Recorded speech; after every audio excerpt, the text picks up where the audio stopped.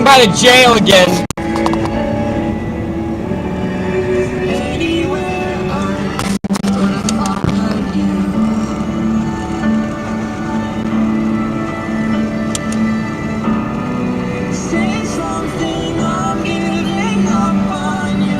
How come you were so mean and wanted me to go to jail so many times?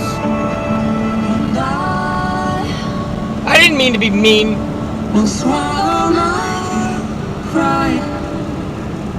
I wasn't trying to be scary. Saying goodbye.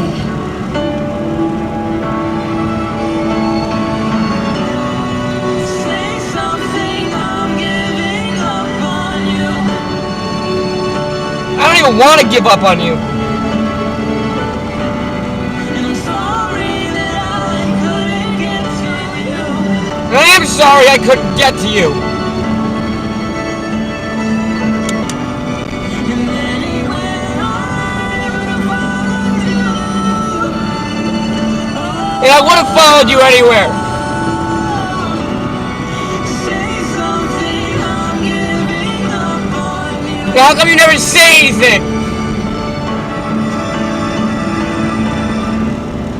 Say something, I'm giving up. Very upsetting.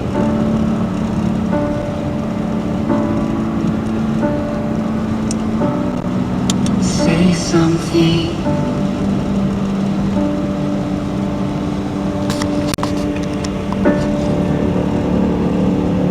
On your radio. I tried going to California to make you a video like this, but I couldn't get out there. It was too cold. I left my house on New Year's Day, and my train left Chicago on January 7th, so I thought it would give me enough time to go drive around the country a little bit and see Niagara Falls and some other places, and then go see. I don't want to go to the jail. I'm going right by it. Sick of thinking about that. So that's how come I was going to go try to go to California, because that's as far as I could go without leaving the country. It's a lot farther in the Virgin Islands. And I was just going to say all the stuff that was on my mind that I wanted to say to you in person, but I couldn't, because you wouldn't say anything whenever I tried to talk to you, and you kept... I don't know why you thought all those things about me that weren't good. I never meant to be that much of a freaking creep.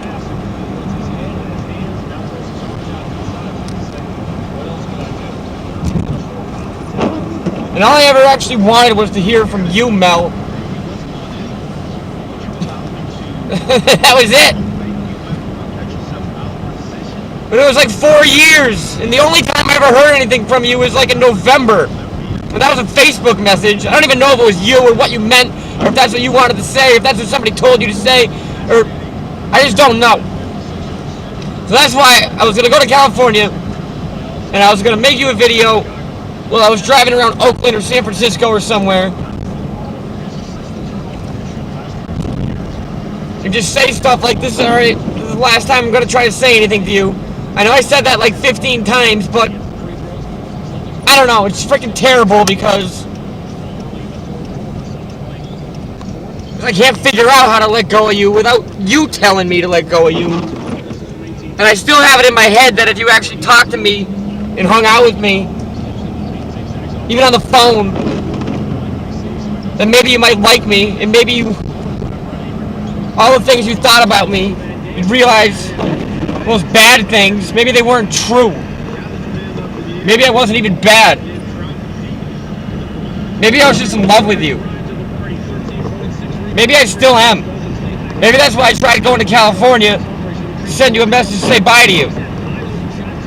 But I got snowed in twice in Syracuse, or Seneca Falls. I went to lunch at Dinosaur Barbecue, and then I kept going, and I got to Seneca Falls, and it started snowing, so I got a hotel for the night. And then it snowed like 18 inches, so I stayed another night. And then the next day, I saw a helicopter crash on the side of the road, and it was weird because I never seen a helicopter on the side of the road before. So I went back and got a video of it, and then I went to Niagara Falls and I made you a little video there, but I was really looking at Niagara Falls. It was like 5 below zero outside. It was very cold, but it was a nice day. And I don't know, after that I kept going and I ended up in Ohio, and I got a hotel in Ohio in Ashtabula. It was a funny town. And the next day I went to the Rock and Roll Hall of Fame, into the Brown Stadium, into the Science Museum.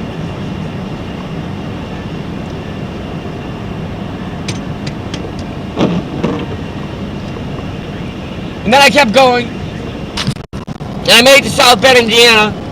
And I figured that if I'm in South Bend, I might as well stay here and go see Notre Dame, because if Notre Dame's here, if I'm a half mile away from it and I didn't go see it, I'd be stupid. So I spent the night in South Bend, and I was going to go to Notre Dame the next day, but then they got 2 feet of snow, and the whole town shut down, and it was this whole huge state of emergency type thing, and I wasn't allowed to leave, so I had to spend another night in South Bend, and now it's like getting to the point where it's like, holy crap, I might not even make my train because I'm getting snowed in so many times. And I was going to go see Lambeau Field and go to the game at Lambeau Field, even though I don't really like the Packers, because the 49ers were playing there, and I was going to San Francisco, and I thought it would have been neat to get a video of the 49ers playing the Packers at Lambeau Field, even though I would have been thinking about you and wishing you were with me at Lambeau Field, but obviously you wouldn't have been.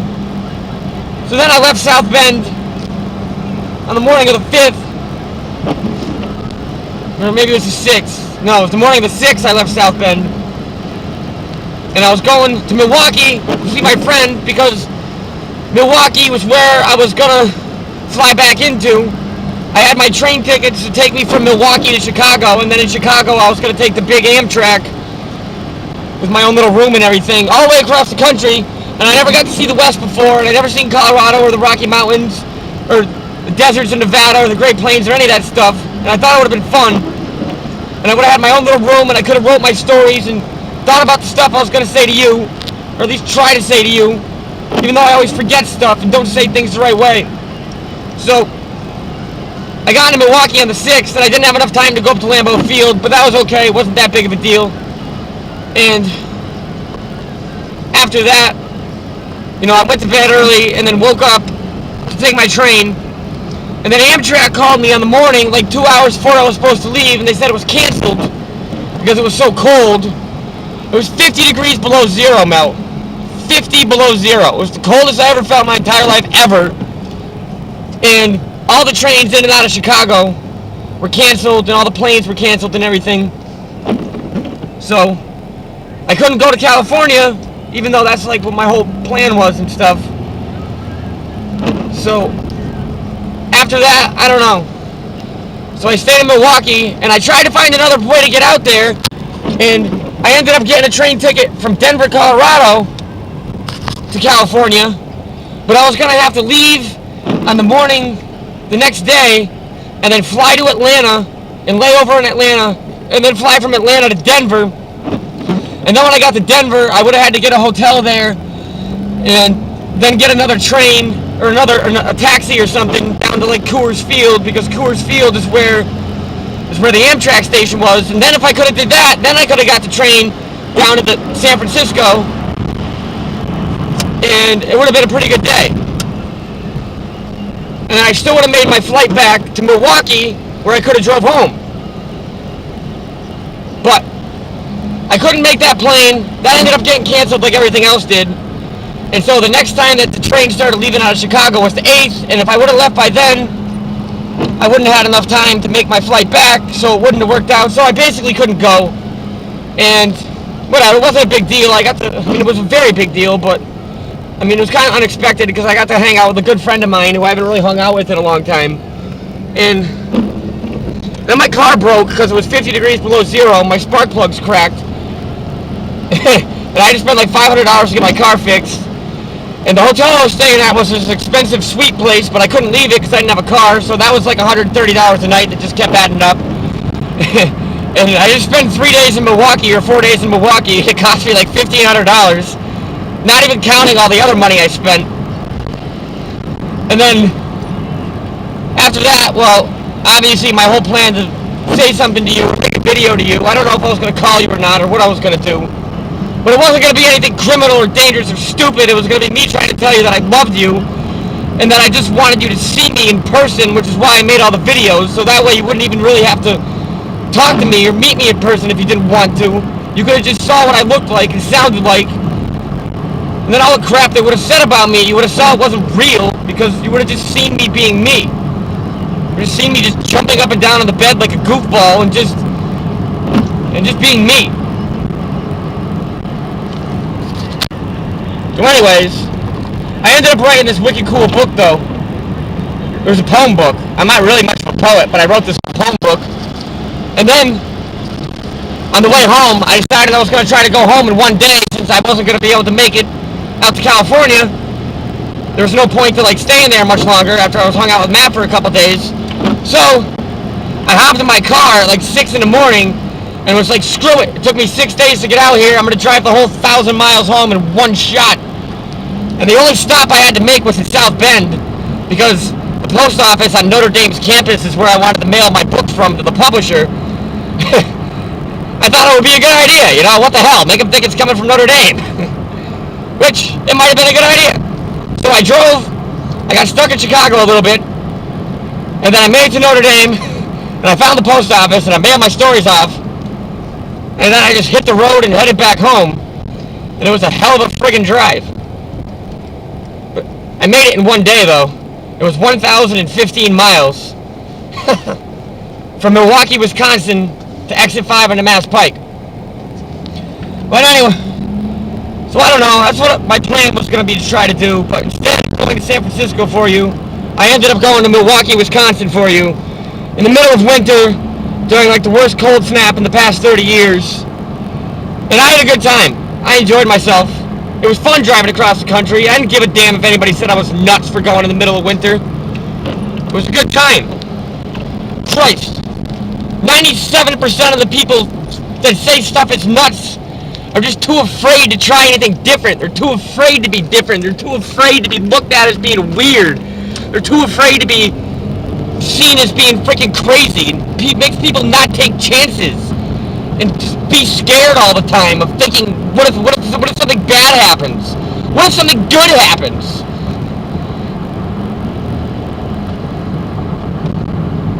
And that's like with me. Making this video right now, for Christ's sake, 90% of people would say it's crazy and stupid, but it's not. It's just me trying to, I don't know, tell you what I feel or what I was trying to do.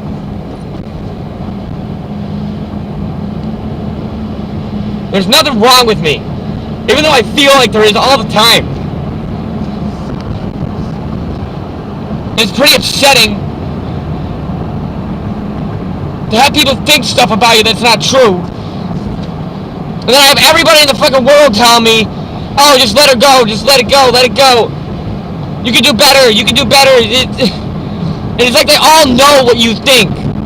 None of them ever met you or talked to you before, but they all have your answers. They all know exactly what you're going to say and exactly what you're going to do. And it's like I have to keep fighting through all of them. And I don't even say anything anymore. Because there's no reason to. Nobody has anything nice to say. Nobody believes in anything impossible happening. Except I do. And I don't even know why. This is good. But I don't know. It's like even if I never even get to talk to you, which I hope I do, but even if you told me you're already in love with somebody else and you're getting married and you're gonna go live the normal life and blah blah blah blah blah, well, there's obviously nothing I'm gonna do about it. I'm gonna be upset and I'm probably gonna cry for a couple of days, but I'll eventually get over it in a year or two or something. But it's like I just waited all that time because I loved you, because I thought if I ever got the chance to show you me instead of what you thought was me, or instead of like the letters that got misinterpreted and stuff, that maybe you might like me and maybe you'd want to even hang out with me. I don't know, it's very hard. So I waited all that time, And I mailed you a turtle from St. Thomas. And I don't even know why I did. I thought that was gonna like help me let go of you or something. But all it did was make me think about you more. And that's why I started making those videos for you on Christmas, because it's like, if all I ever wanted was for you to see me and for you to hear me talk and see me in person,